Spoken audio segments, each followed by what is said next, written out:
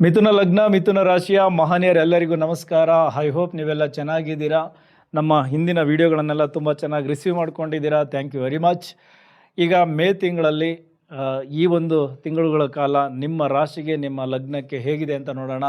ಮೊದಲನೇದಾಗಿ ನಿಮ್ಮ ಲಗ್ನಾಧಿಪತಿ ಮತ್ತು ನಿಮ್ಮ 4ನೇ ಮನೆಯ ಅಧಿಪತಿ ಬುಧ 11ನೇ ಮನೆಯಲ್ಲಿ ಸಂಚಾರವನ್ನು ಶುರು ಮಾಡ್ತಾರೆ. ಮೇ 1ನೇ ತಾರೀಕಿಂದ ಆಲ್ರೆಡಿ ಅಲ್ಲಿ ರವಿಯ ಸಂಚಾರ ಆಗ್ತಾ ಇದೆ. ರವಿ ಮತ್ತು ಬುಧ 15 ದಿನಗಳ ಕಾಲ ಈ ಲಾಭಸ್ಥಾನದಲ್ಲಿರ್ತಾರೆ. ಅದರ ಜೊತೆಗೆ 12ನೇ ತಾರೀಕು ಕರ್ಮಸ್ಥಾನದಿಂದ ಲಾಭಸ್ಥಾನಕ್ಕೆ ಕುಜನ ಎಂಟ್ರಿ ಆಗುತ್ತೆ. ಲಾಭಸ್ಥಾನದ ಅಧಿಪತಿ ಕುಜ ಆಗಿರೋದ್ರಿಂದ ಅತಿ ಹೆಚ್ಚು ಲಾಭಗಳನ್ನು ಡೆಫಿನೆಟ್ಲಿ ಮೇ ತಿಂಗಳಲ್ಲಿ ನೀವು ಕಾಣ್ತೀರಾ. ಇನ್ನು ಅದರ ಜೊತೆಗೆ ನಿಮ್ಮ 12ನೇ ಮನೆಯಲ್ಲಿ 12ನೇ ಮನೆಯ ಅಧಿಪತಿ ಶುಕ್ರ 15 ದಿನಗಳ ನಂತರ ಮತ್ತೆ ನಿಮ್ಮ ಲಗ್ನಕ್ಕೆ ಬರ್ತಾರೆ. ನಿಮ್ಮ ಲಗ್ನದಲ್ಲಿ ಆಲ್ರೆಡಿ ಗುರುವಿನ ಸಂಚಾರ ಆಗ್ತಾ ಇದೆ.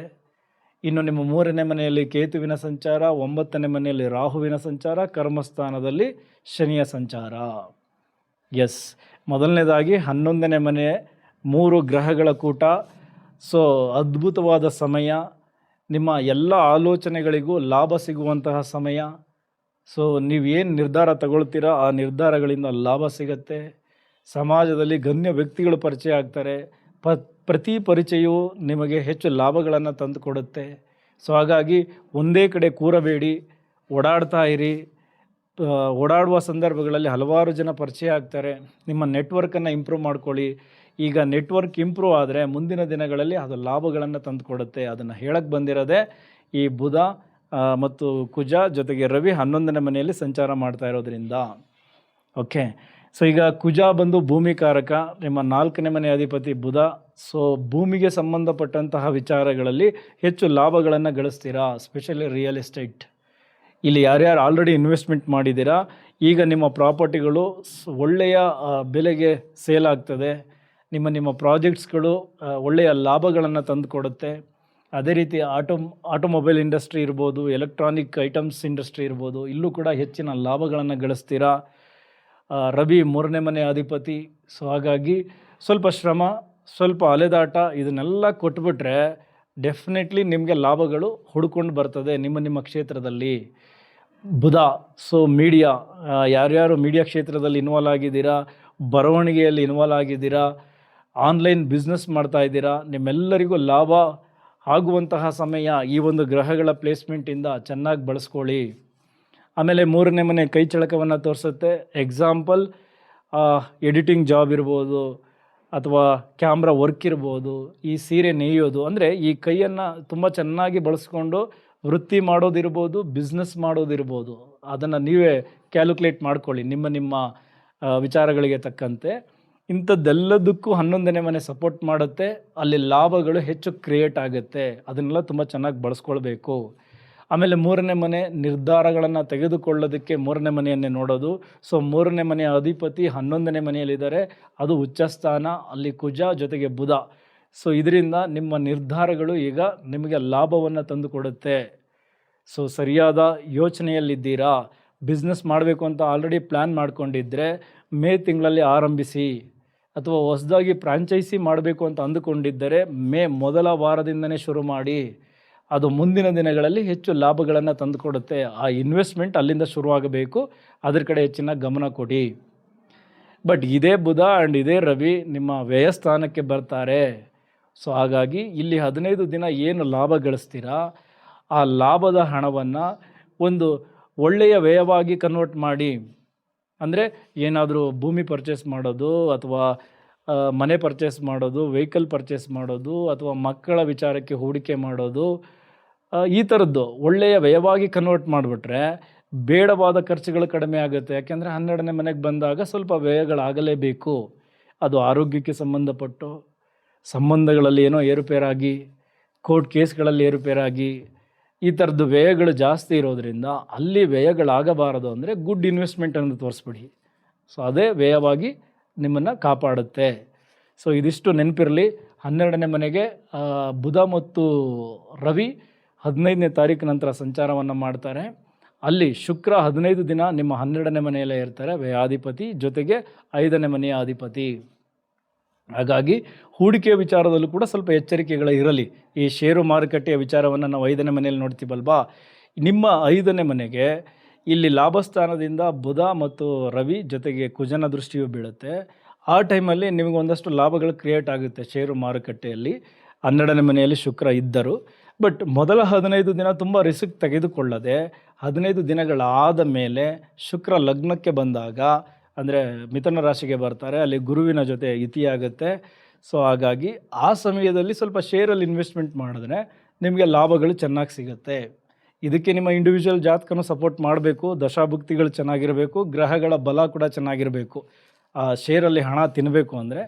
ಸೊ ಹಾಗಾಗಿ ಒಂದು ನೀವು ಅದರಲ್ಲಿ ಇನ್ವಾಲ್ವ್ ಆಗಿ ತುಂಬ ಚೆನ್ನಾಗಿ ಎಕ್ಸ್ಪರ್ಟ್ ಆಗಿದ್ದೀರಾ ಅಂದರೆ ಈ ಮೇ ಮಂತನ್ನು ತುಂಬ ಚೆನ್ನಾಗಿ ಬಳಸ್ಕೊಳ್ಬೋದು.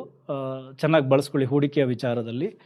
ಅದೇ ರೀತಿ ಈ ಪಾಲುದಾರಿಕೆಯ ವ್ಯವಹಾರಗಳು ಅಂತ ಬಂದಾಗ ಬಿಸ್ನೆಸ್ಸಲ್ಲಿ ಇನ್ವಾಲ್ವ್ ಆಗಿರೋರಿಗೆ ನಿಮ್ಮ ಲಗ್ನದಿಂದ 7ನೇ ಮನೆಗೆ ಗುರುವಿನ ದೃಷ್ಟಿ ಬಿದ್ದಿರೋದ್ರಿಂದ ಪಾಲುದಾರಿಕೆಯಲ್ಲಿ ಒಳ್ಳೆಯ ವಿಚಾರಗಳೇ ನಿಮ್ಮನ್ನು ಕಾದಿವೆ. ಯಾಕೆಂದರೆ ಒಳ್ಳೆಯ ಪಾರ್ಟ್ನರ್ ಸಿಗಬೇಕು, ಅಥವಾ ಸಿಕ್ಕಿರುವ ಪಾರ್ಟ್ನರ್ ಸ್ವಲ್ಪ ಜವಾಬ್ದಾರಿಯುತವಾಗಿ ನಿಮ್ಮನ್ನು ಬಿಸ್ನೆಸ್ಸಲ್ಲಿ ನಿಮ್ಮ ಜೊತೆಗೂಡಿ ಬಿಸ್ನೆಸ್ನ ಮಾಡ್ತಾ ಇದ್ದಾರೆ.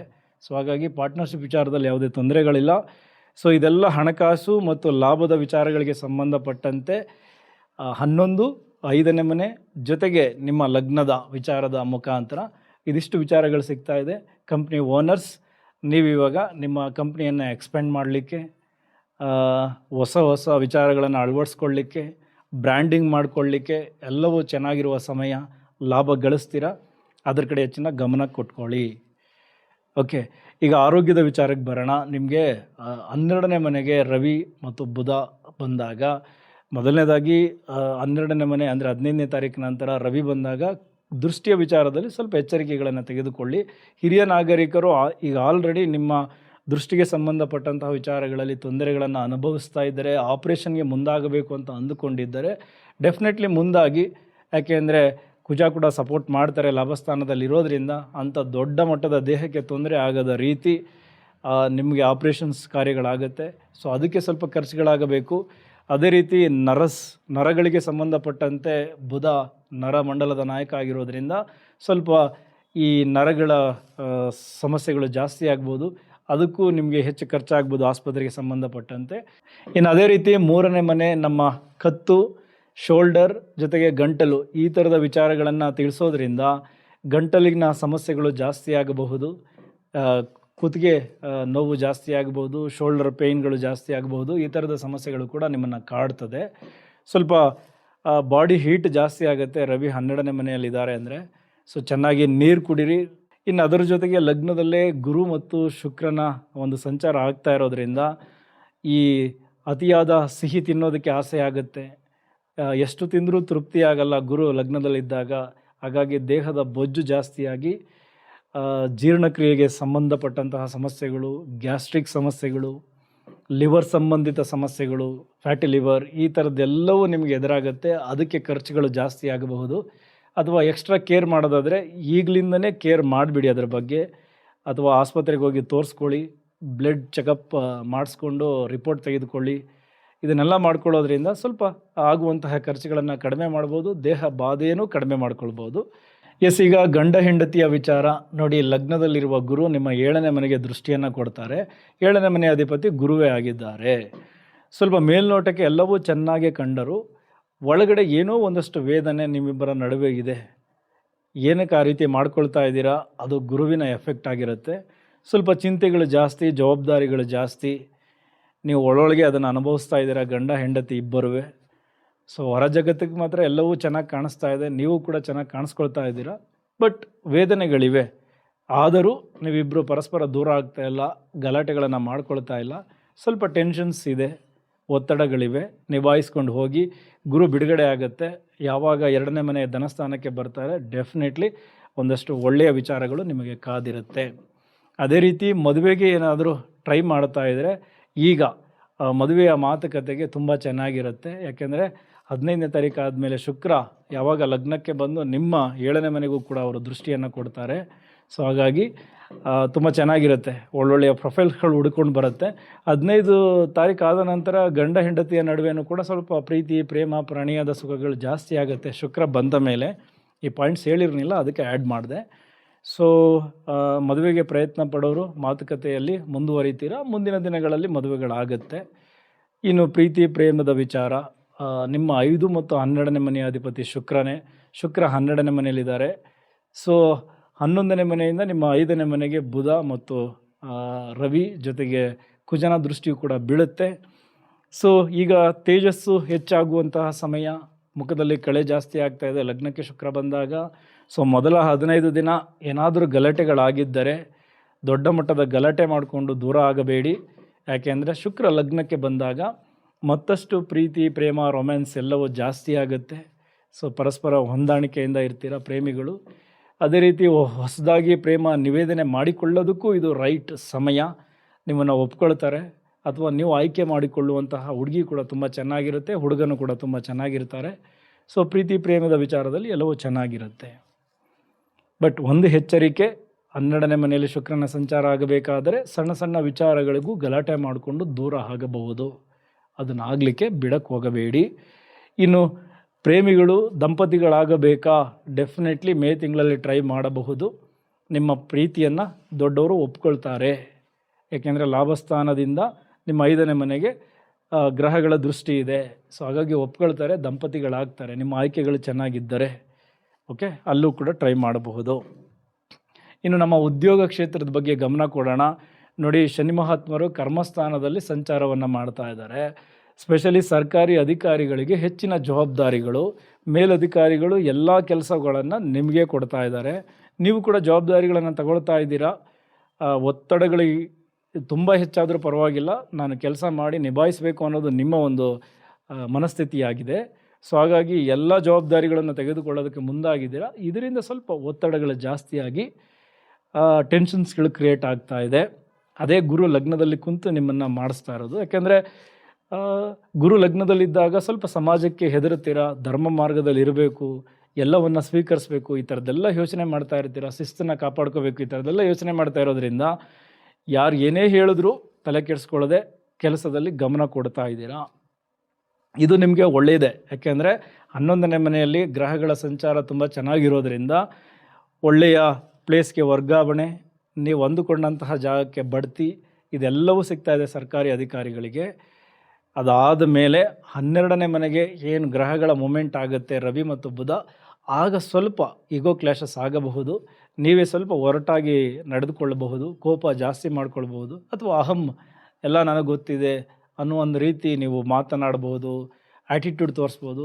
ಇದು ಸ್ವಲ್ಪ ಹಿನ್ನಡೆಯನ್ನು ಕೊಡುತ್ತೆ. ಅದು ಬಿಟ್ಟರೆ ಲಾಭಸ್ಥಾನದಲ್ಲಿ ಕುಜನ ಸಂಚಾರ ಆಗ್ತಾ ಇರೋದ್ರಿಂದ ಡೆಫಿನೆಟ್ಲಿ ನಿಮ್ಮ ಕಾರ್ಯಕ್ಷೇತ್ರಗಳಲ್ಲಿ ಅದ್ಭುತವಾಗಿ ಯಶಸ್ಸನ್ನು ಗಳಿಸ್ತೀರ ಸರ್ಕಾರಿ ಅಧಿಕಾರಿಗಳು.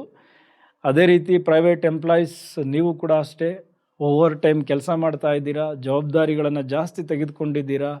ಆಫೀಸಲ್ಲಿ ಪೊಲಿಟಿಕ್ಸ್ ಇದೆ, ನಿಮ್ಮ ಕ್ರೆಡಿಟ್ಸನ್ನು ಬೇರೆಯವರು ಎನ್ಕ್ಯಾಶ್ ಮಾಡ್ಕೊಳ್ಳೋದಕ್ಕೆ ನೋಡ್ತಾ ಇದ್ದಾರೆ, ತಗೊಳ್ಳೋಕ್ಕೆ ಟ್ರೈ ಮಾಡ್ತಾ ಇದ್ದಾರೆ. ಸೊ ಹಾಗಾಗಿ ಅದ್ಯಾವುದು ನಡೆಯಲ್ಲ. ಯಾಕೆಂದರೆ ಜೂನ್ ನಂತರ 2ನೇ ಮನೆಗೆ ಗುರು ಬರ್ತಾರೆ. ನೀವು ಇಲ್ಲಿ ಹಾಕಿರುವಂತಹ ಎಲ್ಲ ಎಫರ್ಟ್ಸ್ಗೂ ಅಲ್ಲಿ ಲಾಭಗಳನ್ನು ಕೊಡ್ತಾರೆ. ಸೊ ಹಾಗಾಗಿ ಈಗ ರಾಜೀನಾಮೆ ಕೊಡೋದು, ಕೆಲಸ ಬಿಟ್ಬಿಡೋಣ ಅಂತ ಅಂದ್ಕೊಳ್ಳೋದು, ಇದನ್ನೆಲ್ಲ ಮಾಡೋಕ್ಕೆ ಹೋಗಬೇಡಿ. ಈಗಿರುವ ಕೆಲಸದಲ್ಲಿ ನಿಭಾಯಿಸ್ಬೇಡಿ. ಮೇ ತಿಂಗಳು, ಜೂನ್ ನಂತರ ಅಪರ್ಚುನಿಟೀಸ್ ತಾವಾಗೇ ಕ್ರಿಯೇಟ್ ಆಗುತ್ತೆ ಒಂದಷ್ಟು ಕೆಲಸಕ್ಕೆ ಸಂಬಂಧಪಟ್ಟಂತೆ.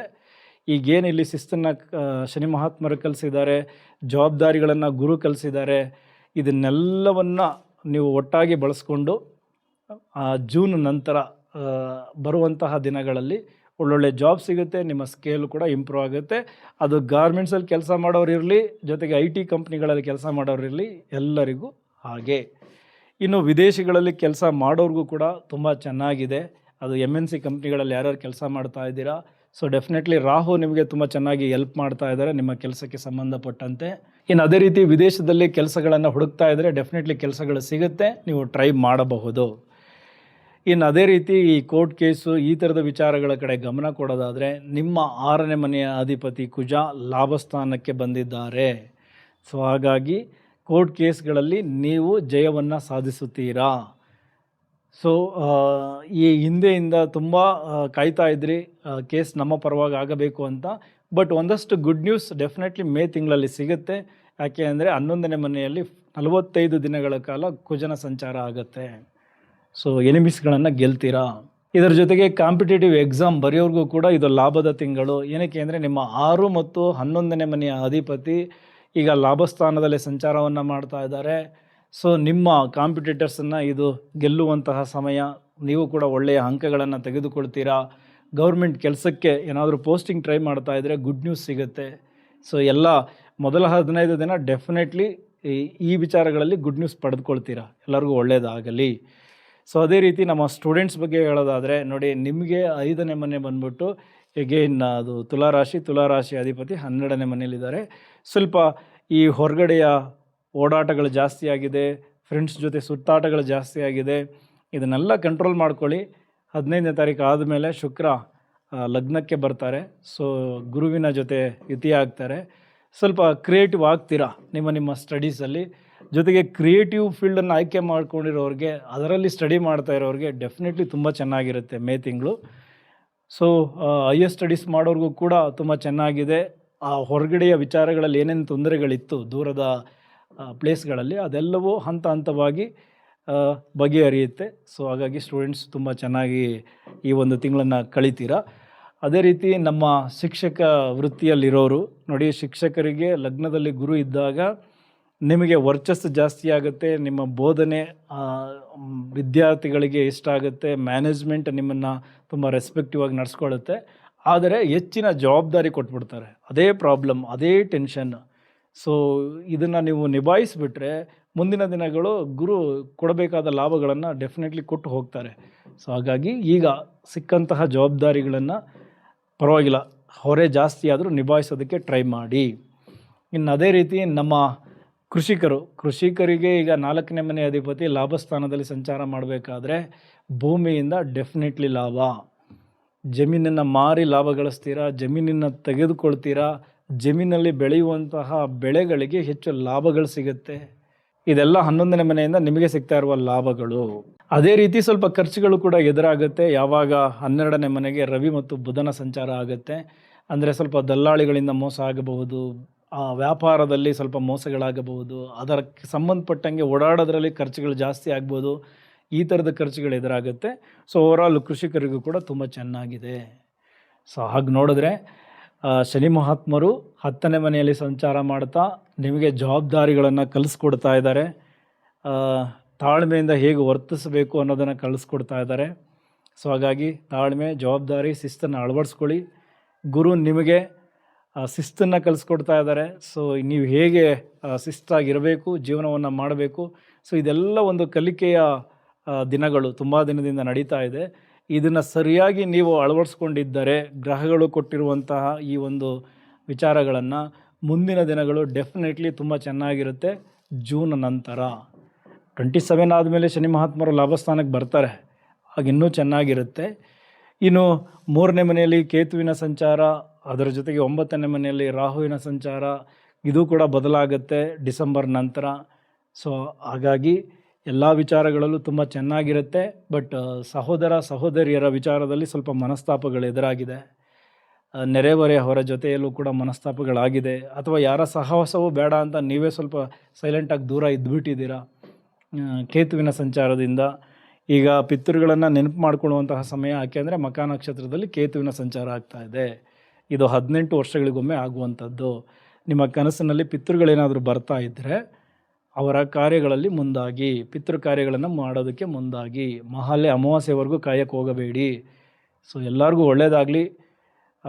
ಮುಂದಿನ ದಿನಗಳಲ್ಲಿ ಇನ್ನೊಂದಷ್ಟು ಲಾಭಗಳು ನಿಮ್ಮನ್ನು ಇನ್ನೂ ಒಂದು ಹಂತಕ್ಕೆ ತೆಗೆದುಕೊಂಡು ಹೋಗಲಿ. ನಿಮ್ಮ ಬದುಕು ಬಂಗಾರವಾಗಲಿ.